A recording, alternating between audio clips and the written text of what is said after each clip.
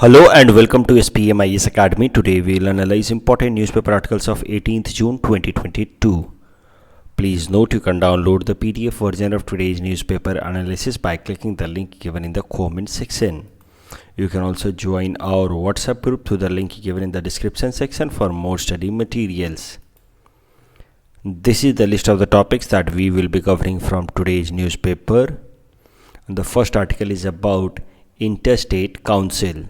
And this topic is important from our syllabus GS paper 2 Indian polity point of view. So Interstate Council, it is a constitutional body. It has been mentioned under Article 263 of Indian Constitution and that makes it a constitutional body.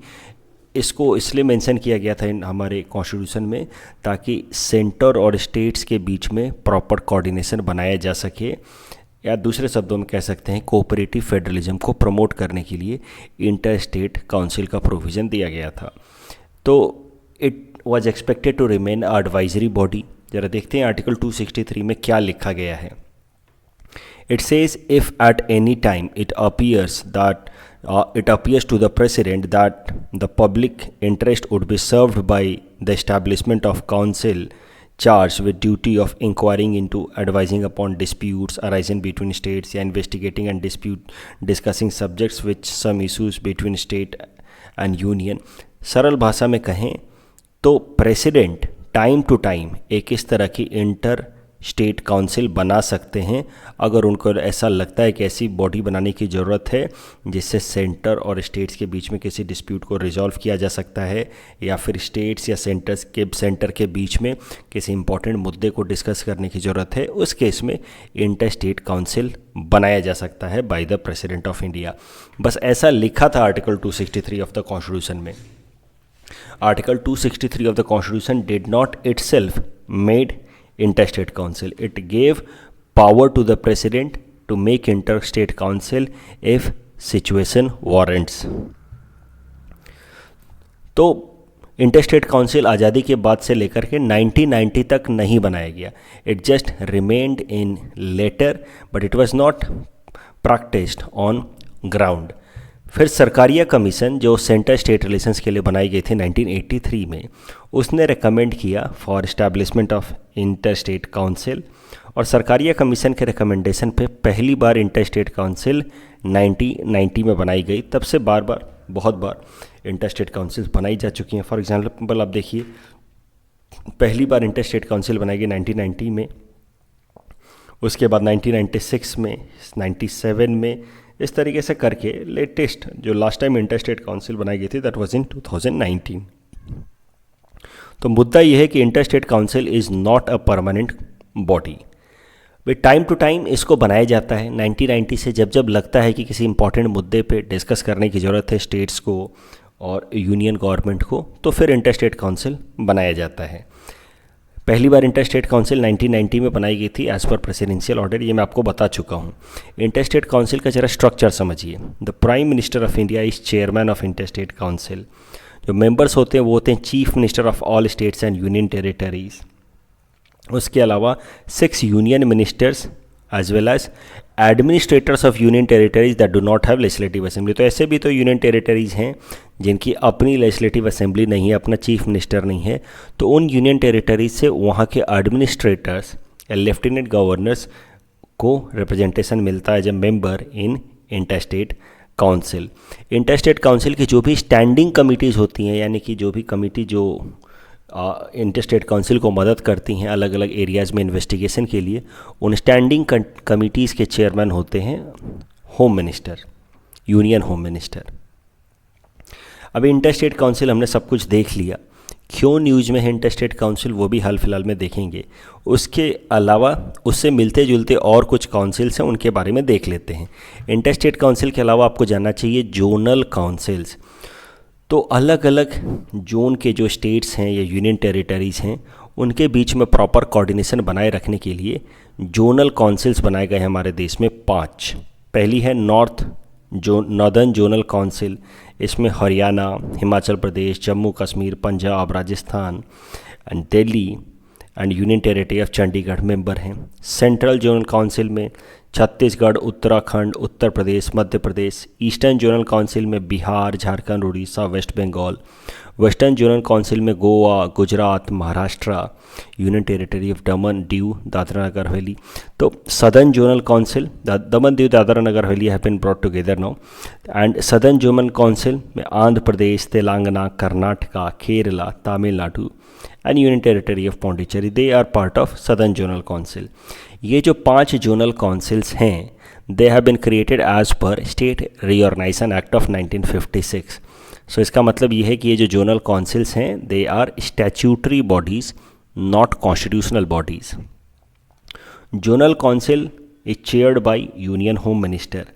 उसका एक vice chairman भी होता है। जो मान लीजिए कि north zonal council है, तो उनमें से किसी एक स्टेट के चीफ मिनिस्टर को वाइस चेयरमैन बना दिया जाता है। वाइस चेयरमैनशिप जो है रोटेशन बेसिस पे मूव करते रहती है from one state to another. बाकी स्टेट्स के जो चीफ मिनिस्टर होते हैं, उसके अलावा 2 और मिनिस्टर उन स्टेट से, they are member of zonal councils. वो जो 2 एक्स्ट्रा मेंबर होते हैं, मिनिस्टर्स होते हैं from respective states, they are nominated by governor of that particular state. तो ये बात हो गई जोनल काउंसिल की। अगर आप एक बात ध्यान दें तो जोनल काउंसिल में नॉर्थ ईस्ट जोन काउंसिल नहीं है, तो नॉर्थ ईस्टर्न काउंसिल अलग से बनाया गया with help of a separate act जिसका नाम है north east council act of 1971। तो बाकी जो 5 जोनल काउंसिल हैं, they have been created as per state reorganisation act of 1956, जबकि नॉर्थ ईस्ट काउंसिल बनाया गया है as per north eastern council act of 1971। इसमें 8 नॉर्थ ईस्टर्न स्टेट्स को रिप्रेजेंटेशन मिलता है। पहले सिर्फ 7 थे, बाद में सिक्किम को 2002 में इसके अंदर ऐड कर लिया गया bye amending north eastern council of 1971। North eastern council का हेड क्वार्टर है इन शिलोंग। इसके भी चेयरमैन यूनियन होम मिनिस्टर ही होते हैं। इसका मुख्य काम है कि नॉर्थ ईस्टर्न स्टेट्स के बीच में कोऑर्डिनेशन डेवलप करे और कोई एक ऐसा प्रोजेक्ट जो जॉइंट तौर पे 2 या 2 से ज़्यादा स्टेट के बीच में लाया जा रहा है, तो उसको नॉर्थ ईस्टर्न काउंसिल डील करता है। सिक्किम के केस में एक एक्सेप्शन है। अगर कोई एक ऐसा प्रोजेक्ट है जो सिर्फ और सिर्फ सिक्किम में आ रहा है, उस प्रोजेक्ट को भी डिस्कस किया जा सकता है इन नॉर्थ ईस्टर्न काउंसिल। अब ज़रा देखते हैं करेंटली क्यों हम डिस्कस कर रहे हैं इंटर स्टेट काउंसिल। तो इंटर स्टेट काउंसिल, जैसा कि मैंने आपको बताया, टाइम टू टाइम कॉन्स्टिट्यूट किया जाता है।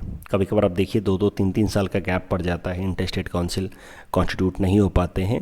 तमिलनाडु के चीफ मिनिस्टर M.K. स्टालिन साहब ने हाल फिलहाल में हमारे प्राइम मिनिस्टर नरेंद्र मोदी जी को लेटर लिख करके कहा कि भारत सरकार को कोशिश करनी चाहिए कि साल में कम से कम 3 बार इंटर स्टेट काउंसिल की मीटिंग्स हों, तभी जा करके the spirit of cooperative federalism could be strengthened.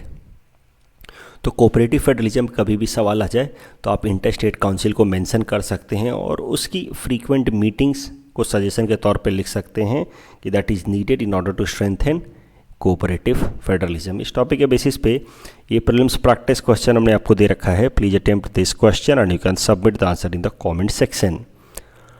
The next article is about Financial Action Task Force and Pakistan to remain in grey list of Financial Action Task Force. This topic is important from our syllabus GS paper 2 international institutions point of view. तो financial action task force एक inter governmental body है, मतलब दुनिया के कुछ देशों ने, उनकी सरकारों ने मिल करके इस बॉडी को सेटअप किया है। It was setup in 1989 and the head quarter of financial action task force is in Paris, France. इसका मुख्य ऑब्जेक्टिव है to curve terror finance.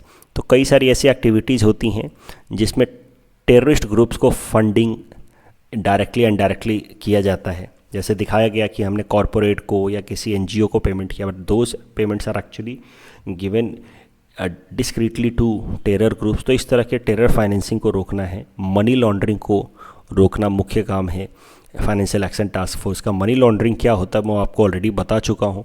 It's a series of steps that are taken in order to convert black money into white money. तो ये main objective है financial action task force का। दुनिया के 39 countries इसके मेंबर हैं including India. India is also a member of it. Financial action task force काम कैसे करता है ज़रा देखिए।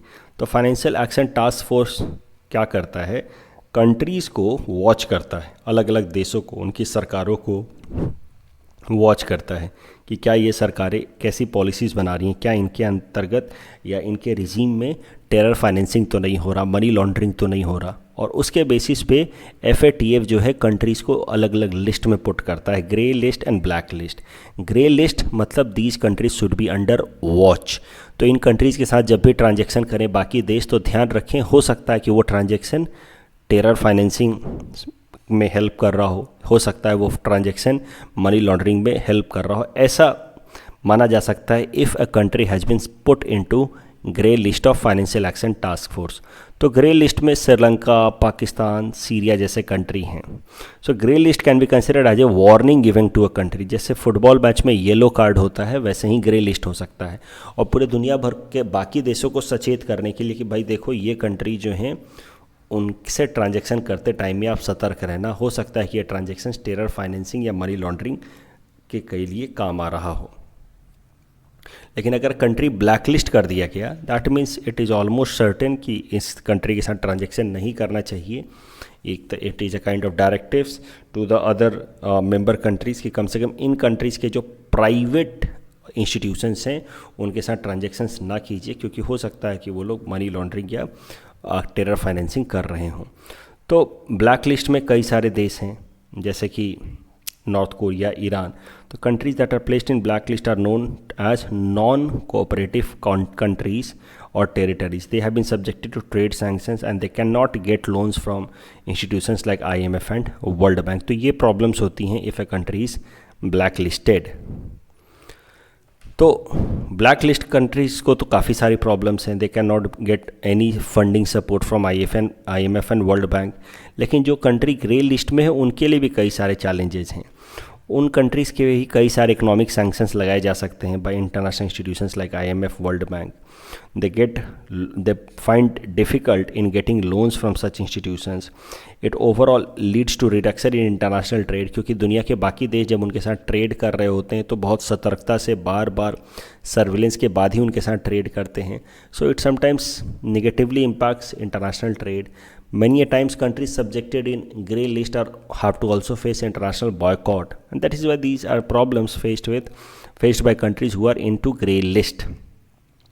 पाकिस्तान से रिलेटेड ये करंट आर्टिकल है. Pakistan has been subjected to grey list since 2018. Pakistan को 27 पॉइंट प्लान दिया गया था बाई FATF कि इन एरियाज़ में आप काम कीजिए, टेररिज्म को कम कीजिए, मनी लॉन्ड्रिंग को कर्व करने के लिए आप काम कीजिए.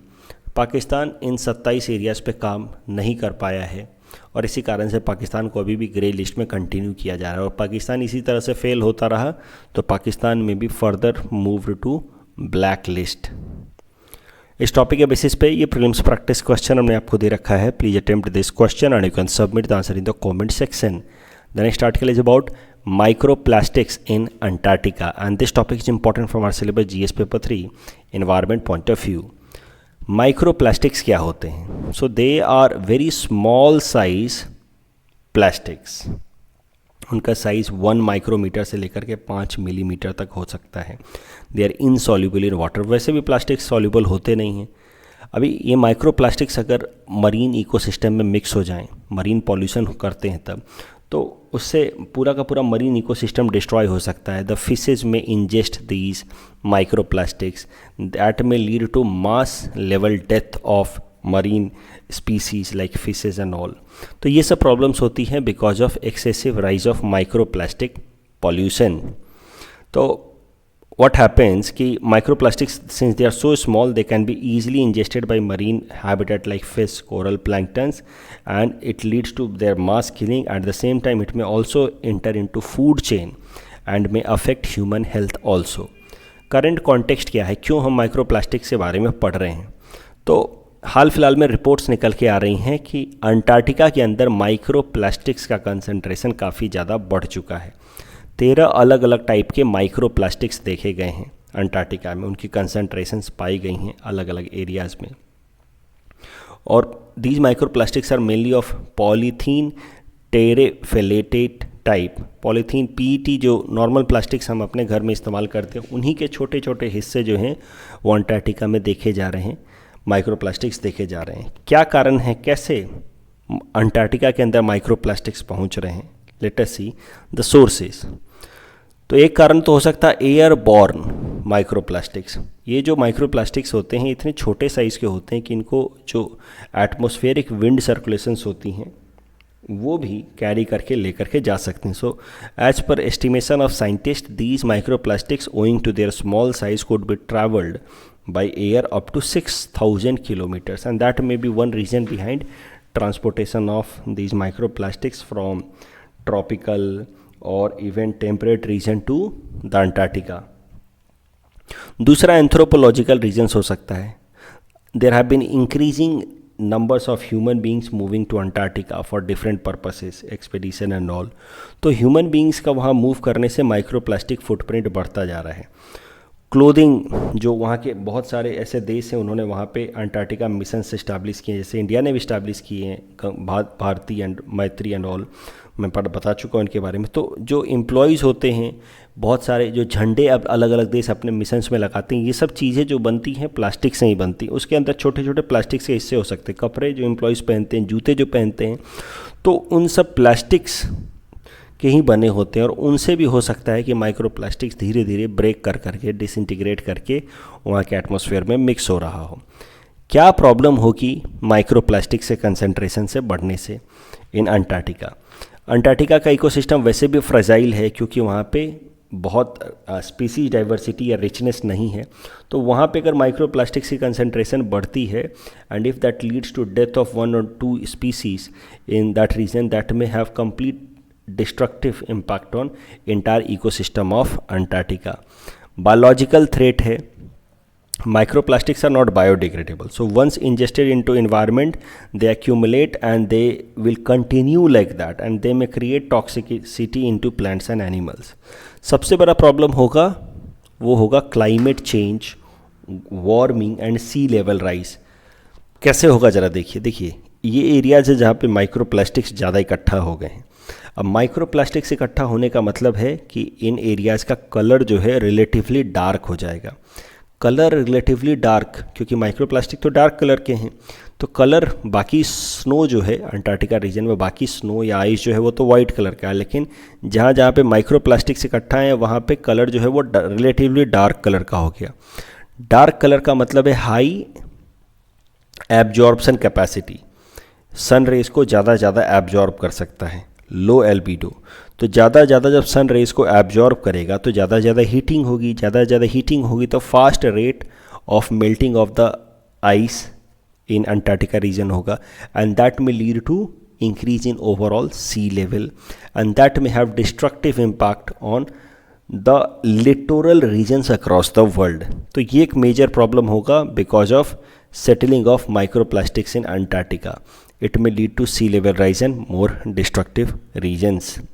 It may lead to fast melting of cryosphere. Cryosphere are those regions जहाँ पे ice water जमा रहता है in the form of ice. ये सब एरिया हो जाता है cryosphere. Cryosphere will start melting at a faster pace because of microplastics in Antarctica. इस टॉपिक के बेसिस पे प्रीलिम्स प्रैक्टिस क्वेश्चन हमने आपको दे रखा है. Please attempt this question and you can submit the answer in the comment section. The next article is about 12th Ministerial Conference of WTO that has been now concluded and this topic is important from our syllabus GS paper 3 economy point of view. तो current news यही है कि 12th Ministerial Conference WTO की conclude हो चुकी है और इसमें कुछ इंपॉर्टेंट डिसीजंस लिए गए हैं. तो एक एक करके मेजर आउटकम्स को देखते हैं of the 12th Ministerial Conference of WTO. सबसे पहले तो there has been now decision on limited patent waiver on कोविड-19 वैक्सीन.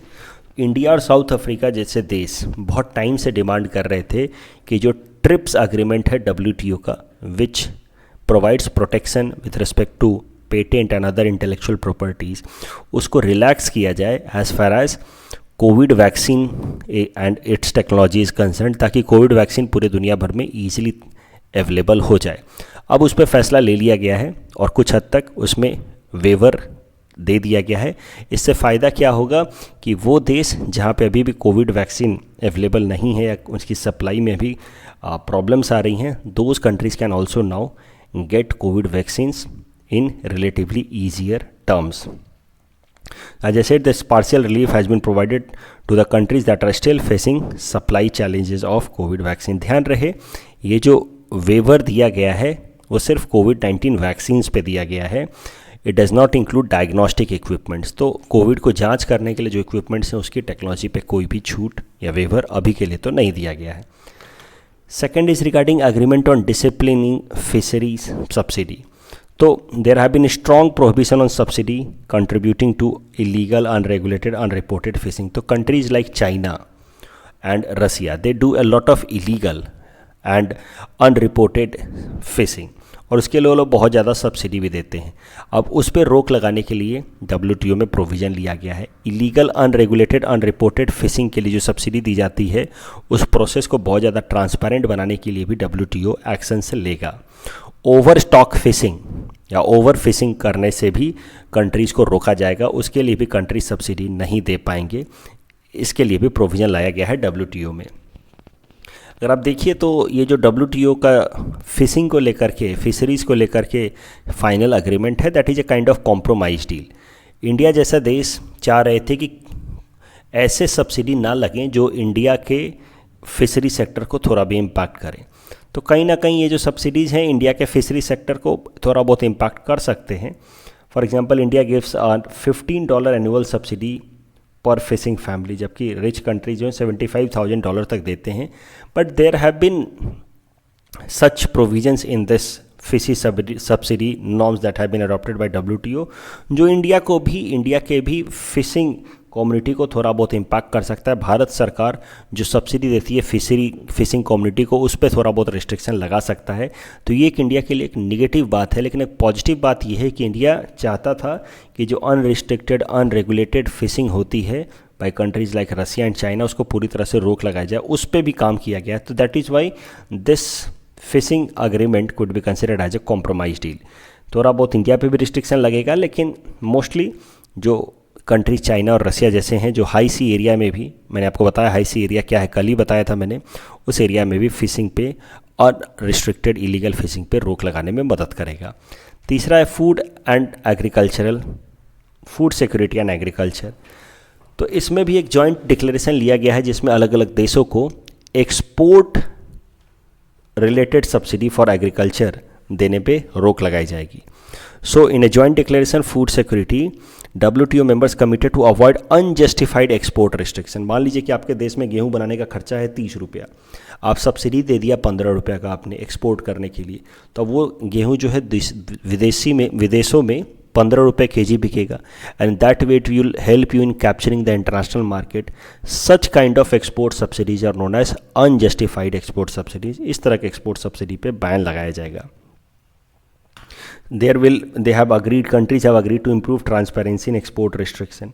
लेकिन हाँ, जो पब्लिक स्टॉक होल्डिंग, ये जो एम्बर बॉक्स सब्सिडी वाले लिमिटेशंस थे on countries like India and all that directly impacted their food security programme, उस पर अभी कोई फैसला नहीं हुआ है। अब उस पर डिटेल में चर्चा होगी 13th मिनिस्ट्रियल कॉन्फ्रेंस में, जो जल्दी ही होने वाला है। उसके अलावा WTO को स्ट्रक्चरल रिफॉर्म्स पे बातचीत की गई है। WTO का अगर स्ट्रक्चर आप देखिए तो सबसे एक इंपॉर्टेंट बॉडी है मिनिस्ट्रियल कॉन्फ्रेंस, हर 2 साल पे मीटिंग होती है। जो फैसला होता है मिनिस्ट्रियल कॉन्फ्रेंस में वही होते हैं ट्रेड नॉर्म्स जो दुनिया के सारे WTO मेंबर्स को मानना होता है। अगर कोई भी एक कंट्री WTO के नॉर्म्स को मानने से इनकार करता है, वायलेट करता है, तो दूसरा मेंबर कंट्री उस वायलेटिंग कंट्री के खिलाफ एक रिजोल्यूशन ला सकता है in the dispute settlement body. अब डिस्प्यूट सेटलमेंट बॉडी 7 मेंबर्स की बॉडी होती है, और डिस्प्यूट सेटलमेंट बॉडी का मुख्य काम क्या होता है कि अगर कोई भी देश किसी भी कानून को तोड़ रहा है, WTO द्वारा बनाए गए ट्रेड नॉर्म्स को तोड़ रहा है, तो उसके खिलाफ फिर डिस्प्यूट को रिजॉल्व करे। तो डिस्प्यूट सेटलमेंट बॉडी क्या करता है, एक एक्सपर्ट पैनल बनाता है। एक बार कोई केस लाएगा डिस्प्यूट सेटलमेंट बॉडी में, तो dispute settlement body expert panel बनाता है। एक्सपर्ट पैनल जो है अपना रिपोर्ट देता है। इस रिपोर्ट के खिलाफ अगर किसी मेंबर कंट्री को कोई ऑब्जेक्शन नहीं है, तो इस रिपोर्ट के बेसिस पे ही डिस्प्यूट सेटलमेंट बॉडी अपना फैसला सुना देगा। और अगर कोई कंट्री अपील करता है इस रिपोर्ट के खिलाफ, तो फिर एक अपीलेट बॉडी बनाई जाती है, और वो अपीलेट बॉडी फिर अपना रिपोर्ट बनाती है, और इस रिपोर्ट के बेसिस पे फिर डिस्प्यूट सेटलमेंट बॉडी अपना फैसला सुनाता है। तो ये है structure of dispute settlement body. Problem क्या है कि डिस्प्यूट सेटलमेंट बॉडी में टोटल 7 मेंबर्स होने चाहिए।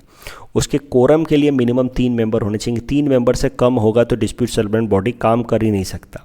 और कई साल बीत गए हैं, डिस्प्यूट सेटलमेंट बॉडी में नए मेंबर्स अपॉइंट नहीं किए गए हैं, उसका कोरम मीट नहीं हो पा रहा है, and that has led this dispute settlement body to go completely defunct. क्यों नहीं नए मेंबर्स ऐड हो रहे हैं? क्योंकि there have been disputes between countries like China and US, और दोनों चाह रहे हैं कि अपने अपने फेवरेबल कैंडिडेट्स को डिस्प्यूट सेटलमेंट बॉडी में डाल दें। और जब यूएस कोई नाम प्रपोज करता है तो चाइना और उसके सपोर्टर्स उस नाम को रिजेक्ट कर देते हैं, और जब चाइना कुछ प्रपोज करता है तो यूएस और उसके सपोर्टर्स नाम को रिजेक्ट करते हैं। तो इस कारण से डिस्प्यूट सेटलमेंट बॉडी पूरी तरह से डिफंक्ट हो रखा है। और डिस्प्यूट सेटलमेंट बॉडी का डिफंक्ट होने का मतलब है कि पूरा का पूरा WTO डिफंक्ट हो जाना, क्योंकि आप कानून बना तो रहे हैं कि उस कानून को तोड़ने वाले के खिलाफ कोई एक्शन लिया ही नहीं जा सकता। That is main problem with WTO right now, and that is why WTO has kind of become defunct organization, because its main body, that is dispute settlement body, is not working for last 3-4 years. Member countries ने फैसला लिया है कि वो dispute settlement body को चाहे जो हो जाए 2024 से पहले तक रिवाइव कर लेंगे। तो participating leaders expressed their commitment to fully store और restore a fully functioning dispute settlement system no later than 2024। कल जो हमने आपको प्रैक्टिस क्वेश्चन दिया था उसका आंसर देख लेते हैं। UNCLOs में exclusive economic zone extends up to 200 nautical miles, और US फेडरल रिजर्व का decision of increasing federal rate will lead to pull out of FPI, that is correct, but it will also lead to weakening of Indian currency, so second statement is wrong. Galapagos is in Pacific region. That's all from our side for today, thanks for watching.